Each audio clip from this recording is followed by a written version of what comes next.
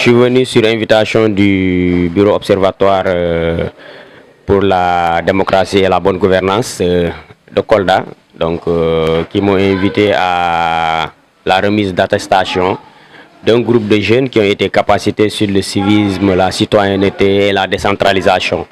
Donc c'est avec un réel plaisir en tout cas que je me retrouve ici pour la énième fois, parce que quand même c'est des sessions qui permettent quand même de conscientiser les jeunes, de leur faire comprendre leur rôle, n'est-ce pas, au sein de la communauté. Et dans les interventions, le porte-parole des jeunes, en prenant la parole, disait qu'il ne pouvait pas faire la différence entre le civisme et la citoyenneté. Mais maintenant, il comprend qu'il y a réellement une différence entre civisme et citoyenneté, mais aussi qu'il comprend qu'il y a une différence entre décentralisation et déconcentration. Maintenant, je pense que les conseils, en tout cas, que je viens de leur prodiguer, c'est que après cette session de renforcement de capacité, ils ne doivent pas être des acteurs passifs, mais ils doivent être actifs. Donc, être actif, c'est quoi? Aller vers d'autres jeunes, leur conscientiser qu'ils n'attendent pas tout des autorités, mais eux, en tant que jeunes, qu'ils puissent prendre des initiatives pour que la communauté puisse sentir leur apport. Je ne cesserai de magnifier, en tout cas, le travail que le Bureau observatoire de Kolda est en train de faire. Ils font un excellent travail.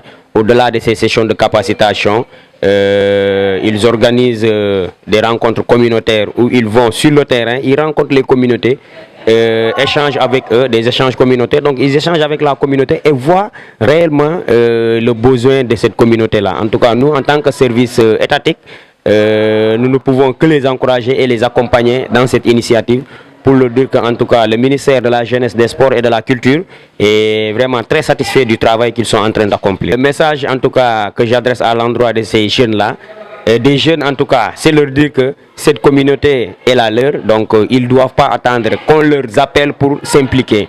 Donc ils doivent, s'ils entendent qu'il y a des activités citoyennes un peu partout, en tout cas dans l'étendue du département de Kolda, s'ils ont les moyens, ils n'ont qu'à aller de façon bénévole, de façon spontanée, participer à ces activités-là. Parce que c'est cela seulement qui pourra développer, en tout cas, Kolda. Pour la formation, j'ai retenu beaucoup de choses. Déjà, la formation m'a permis de comprendre quelle était la différence entre la citoyenneté et le civisme. Non seulement j'ai pu faire la différence de ces deux termes, mais aussi j'ai su apprendre quels étaient mes droits et mes devoirs à partir de cette formation. Et au-delà de ça, j'ai su aussi comprendre que la décentralisation et la déconcentration étaient des partie essentielle pour un bon fonctionnement d'un gouvernement local ou d'une collectivité locale, comme on le dit. Mais aussi, j'ai su comprendre que chaque citoyen a un droit de participer au bon fonctionnement de sa localité plutôt ou de sa commune, ainsi de suite. La formation a été vraiment trop utile en guise de ma personne, pour dire vrai, et au-delà avec mes collègues. Car après tout, j'ai appris à comprendre que moi, j'étais un citoyen, mais je n'avais pas de droit civil. Mais au-delà de cette formation, j'ai pu comprendre que être citoyen, c'est jouir de ses droits civils et politiques. Et non seulement jouir de ses droits civils et politiques, mais avoir un comportement civil. Ça veut dire que le civisme t'apprend des choses, donc comment te comporter envers ta société. Or que la citoyenneté te dit qui tu es, plutôt qui tu es dans la société. C'est une nécessité de participer au bon fonctionnement de son pays et de sa localité, mais aussi de sa région.